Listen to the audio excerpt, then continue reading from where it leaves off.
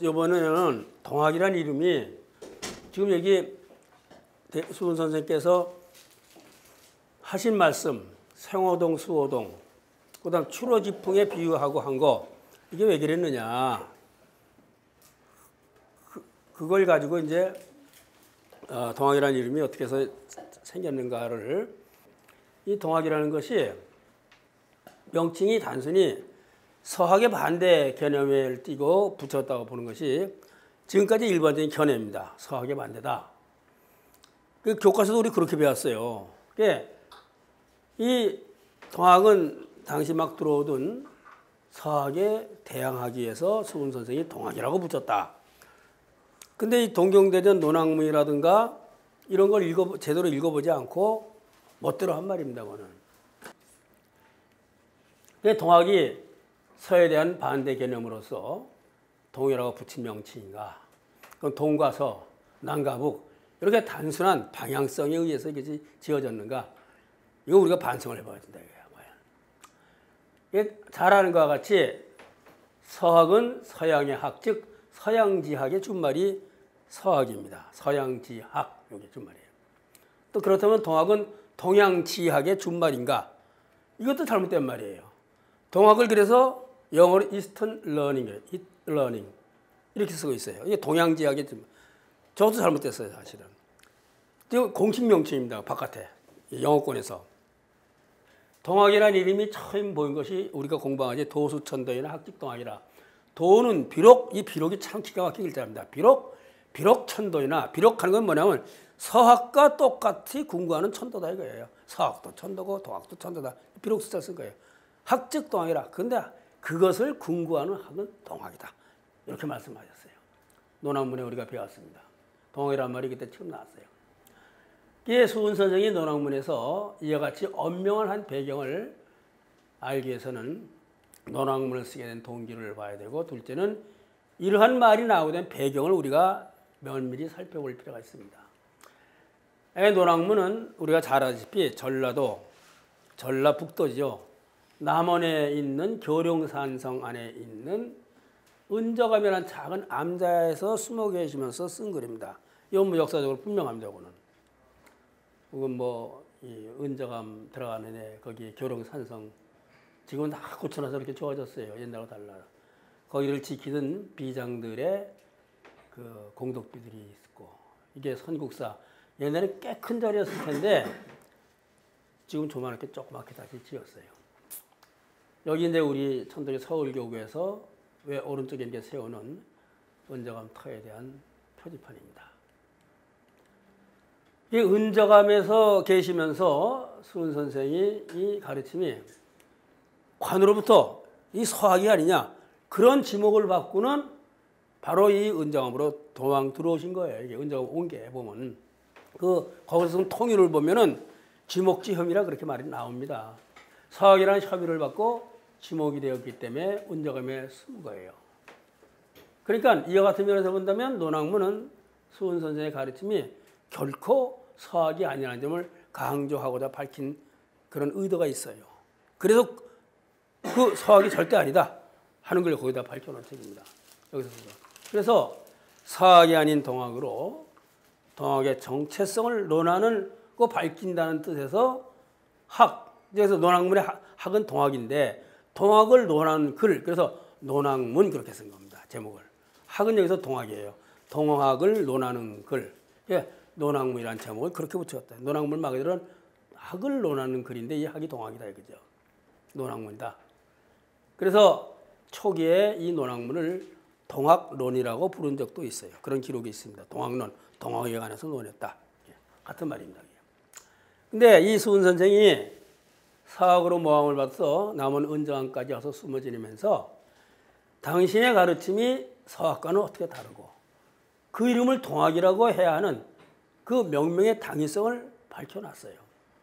그래서 동학이라는 가르침의 실제를 밝힌 글이 바로 논학문이라고 생각이 됩니다.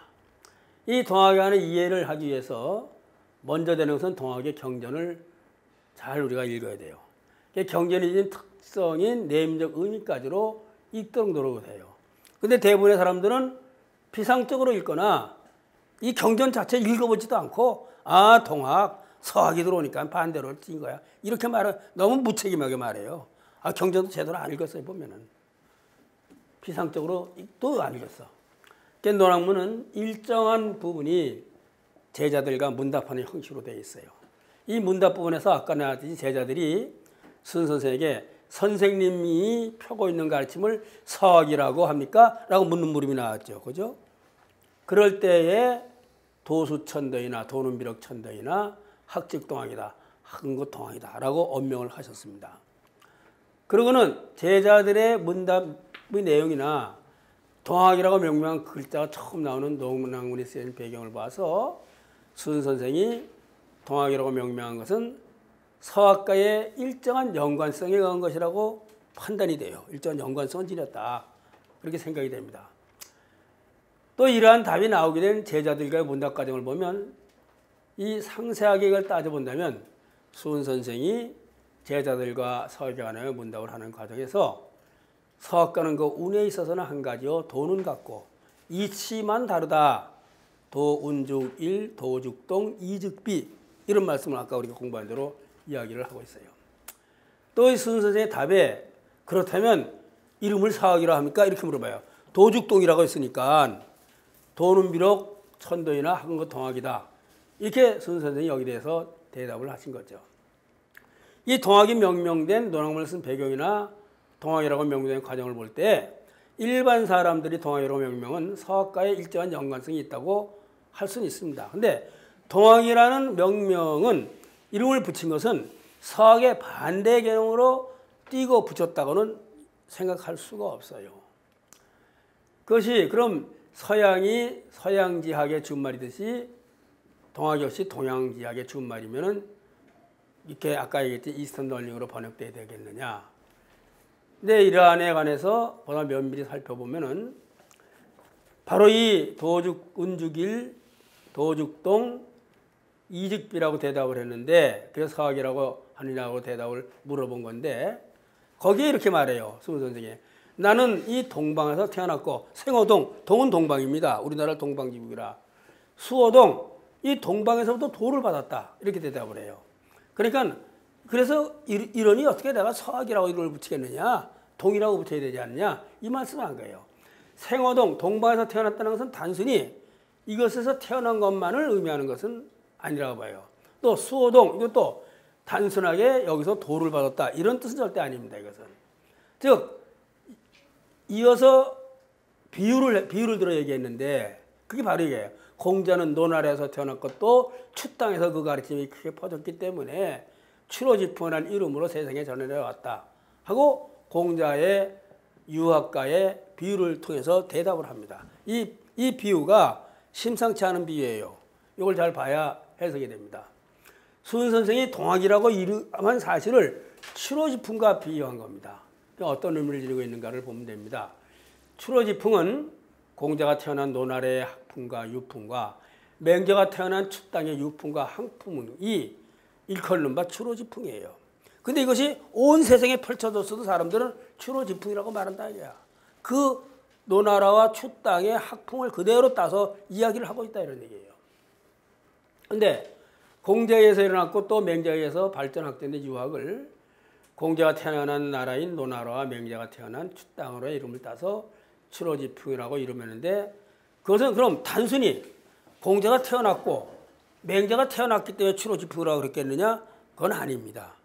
그럼 똑같은 의의로 내가 이 동방에서 태어났고 동방에서 받았다. 그래서 동학이라고 했다. 태어났기 때문이 아니고 그 추땅과 노나라의 학문적 풍토가 있는 거예요. 그 풍토에 의해서 유학이 나온 거라 이런 얘기죠. 그래서 추로지풍이라고 이름을 붙였다는 거죠. 그러면 우리 동방의 우리나라의 학문적 풍토와 그 전통의 축적 우에서 동학이 나왔기 때문에 동학이라고 이름을 붙였다. 바로 그 얘기를 하려고 지금 이 말씀을 지금 하고 있는 거예요. 지금 보면. 그래서 노나라는 어떤 나라냐? 그걸 먼저 우리가 보자고요. 주나라 무왕이 그 넷째 동생인 주공탄에게 보면 이 주공은 자기가 삼촌인데 나라 안 뺏었어요. 이 사람이 주공으로서 어전 그 뭡니까? 이 주나라를 일으키는데 큰 기여를 했어요. 이 후손들이 내내로 여기서 먹고 살라고 노나라의 주공에게 봉해준 나라입니다. 그래서 수도인 곡부는 이 공자가 태어났는데 곡부 아닙니까? 곡부에 뭐 권리라는 데서 태어났어요. 그래서 우리 저기 평택인가 어디 가면 권리사라는 사당이 있어요. 그게 그 권리사가 바로 공자가 태어난 거리입니다. 곡부는 주나라 수도인 낙읍, 낙양에 버금가는 문화 중심지였고 특히 예학에 관한 문물이 뛰어난 곳이에요. 왜?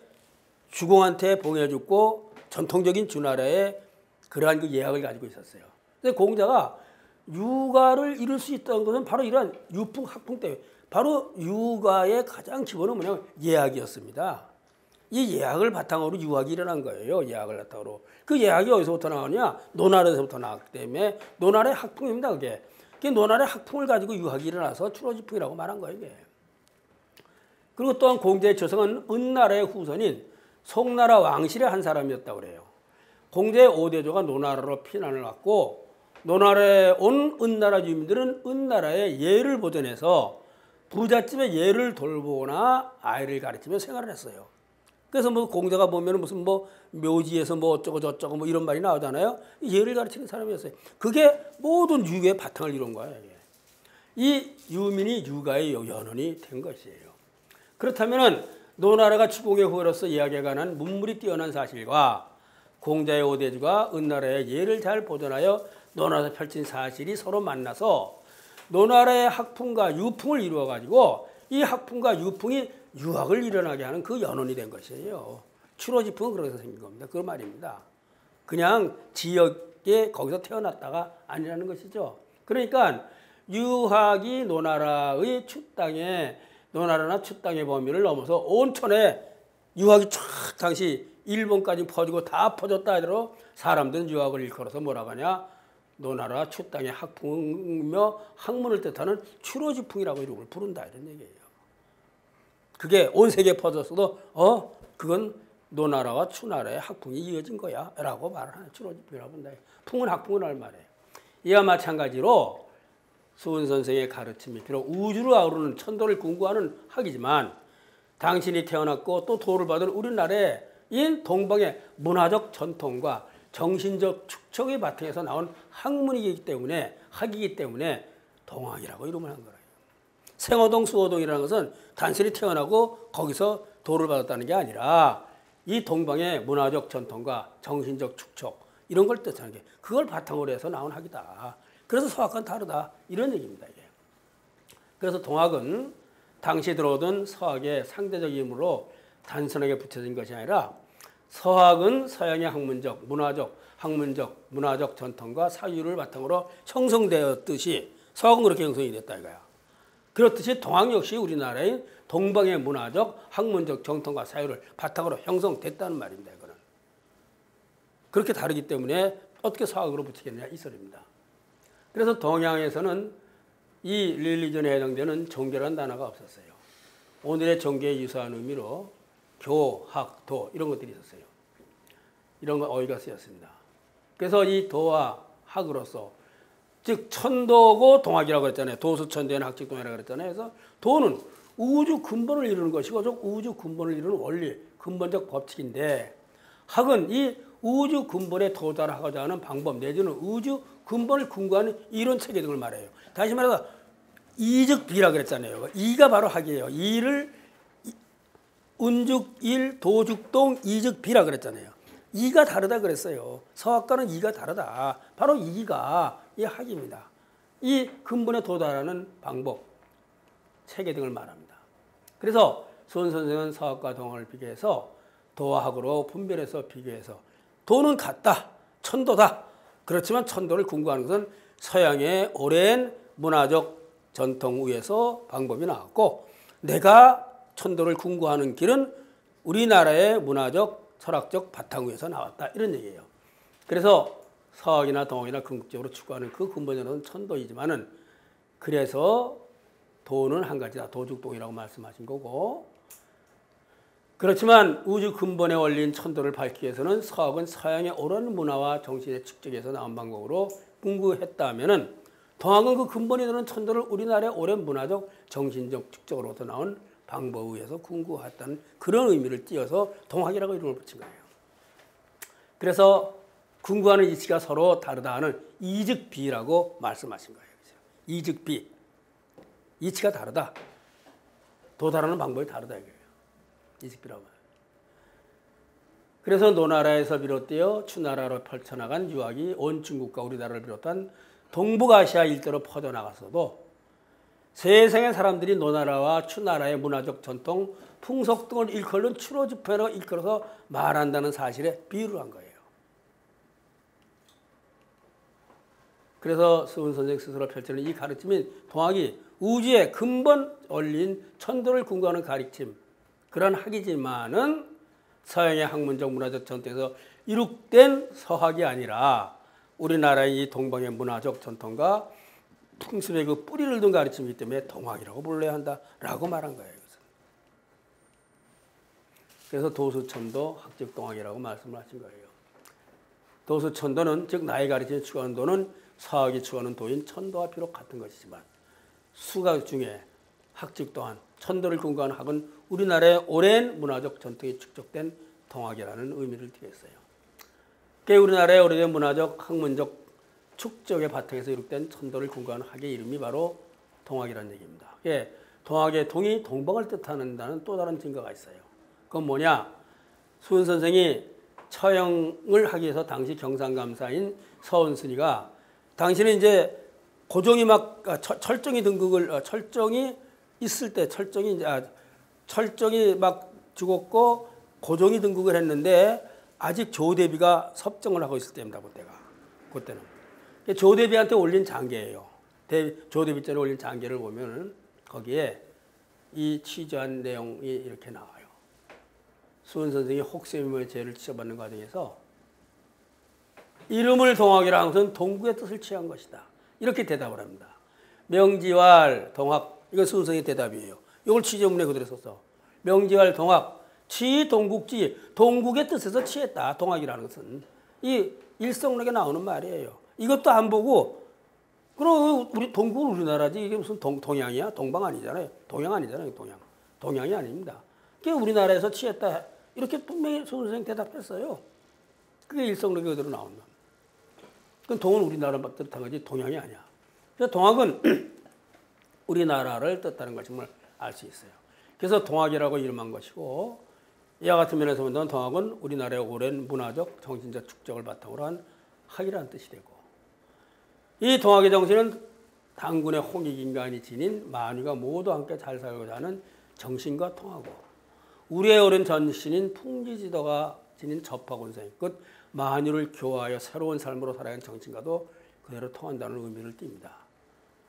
그래서 19세기 중반에 나왔지만 우리나라의 학문적, 문화적, 정신적 축적을 바탕으로 나온 것이고 그 연원이 오래된 학임을 알 수가 있습니다. 바로 이와 같은 의미에서 김범부, 김정설인데 이분이 소설가 김동리 선생의 맏형입니다. 당시 조선의 천재라 그랬어요. 이분이. 36살인가에 일본 대학 교수들을 놓고 철학 강의를 했었어요. 생각만 해도 끔찍끔찍한 노릇입니다. 그분이 최초로 최소은 논을 써요. 한국을 씁니다. 이분의 할아버지가 대신사하고 친구였어요. 그 증언을 하는 기록이 나옵니다. 신인간에. 김기전 선생하고 대담하는 인터뷰 기사가 나와요. 저분하고. 동학을 동방정신에 연을 둔 것으로 봤고 단군 이래로 전래되던 우리의 근본 정신이 신라 때에서 그러면 풍요도에서 동학의 뿌리가 있다라고 이분이 피력을 합니다. 그래서 뭐 이분이 이런 해안이 있어서 이런 말을 한 것이죠. 그래서 동학은 동방지학, 동국지학 이렇게 봐야 되지 동양지학이 아닙니다. 이스턴 러닝이보다는 코리안 스터디스 뭐 이렇게 봐야 되지 않을까. 뭐 난 영어를 잘 못하니까 이스턴 러닝은 잘못된 번역이라고 생각이 돼요. 이 동학은 서학을 제압하기 위해서 나온 것인가. 사람들이 그래요. 동학에 무슨 주술 같은 거래 서학을 제압하기 위해서 나왔다. 그래서 동학이라고 이름했다. 근데 이건 오해가 있어요. 우리나라를 침공하는 서양을 어떤 힘으로 방어와 또 극복할 수 있는가. 무력의 힘을 지닌 서양을 동학과 또한 무력으로 대항하고자 했는가. 아니면 동학이진이 주술적인 힘으로 대항하고 또 극복해야 하는가. 이 양자가 지금까지 동학을 보는 시각이었어요. 이 무력으로 대항하고 그래서 건물을 갖다가 서양 사람하고 싸우기 위해서 쳤다고 지금 학자들이 썼어요. 사실 그거 아닙니다. 그 다음에 주술적인 힘으로 대항하고자 했다. 이것도 오해예요. 선입견 가지고 한 겁니다. 이것은 이제 그 일성록에 나오는 말인데 간철위 천주 고화정 영세 불망 만사의 이건 초학주문이죠. 명지할 동학 치 동국지의 이게 이 양학음 동학양 여기 양제음 즉 양이 음을 제압하기 위해서 상송독의라 해. 이게 중요한 말이에요.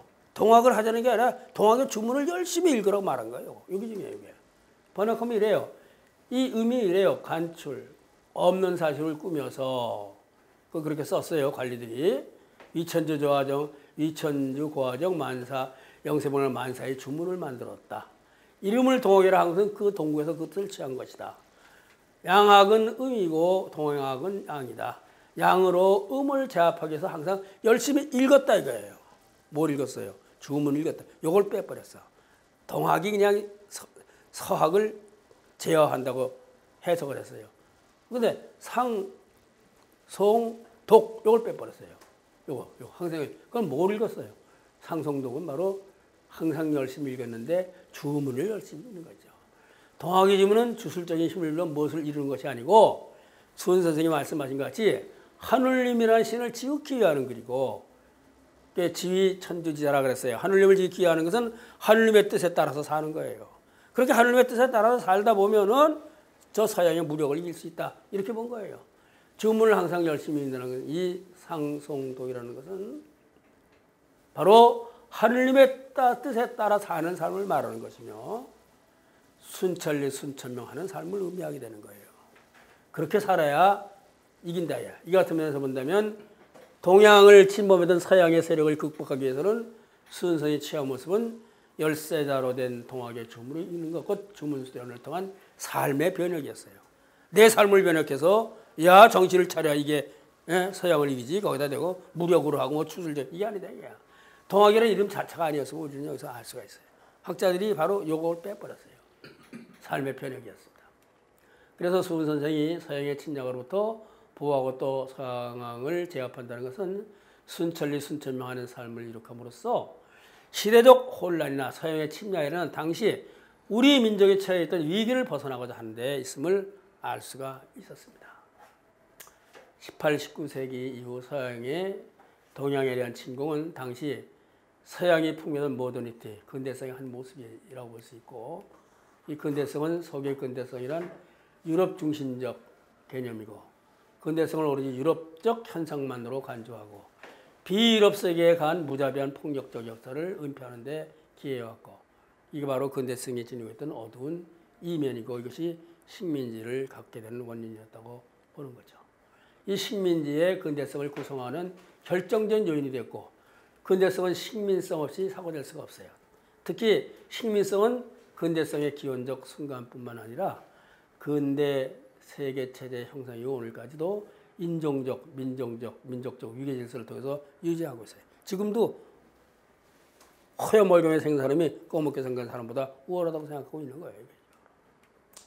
이와 같은 근대 세계체제 내부의 인종적 위계 질서와 계층화를 이것을 권력의 식민성이라고 볼 수 있는데 바로 수은 선생의 서양 사회에 대한 인식은 서양의 무사불성한 강한 침략자 이 강성한 힘을 앞서서 침략한 땅에 교회당을 세우고 가르침을 펴는 모순된 존재로서 죽어서 자기 하나만 첫 땅에 갖다 비는 타락한 이기주의인 각자의 힘을 조정하는 가르침으로서 바라다보게 되고 무사불성의 강성한 침략을 갖다가 침략을 통한 서학의 포교라는 그 모순을 자신 하나만 천당각에 빗다는 각자의 힘의 이 조장을 갖다가 수은 선생 당시 서학인이 이와 같은 모순을 극복하고 이것에 대처할 수 있는 가르침을 세상에 제시하고 이를 동학이라고 명명했던 것이에요.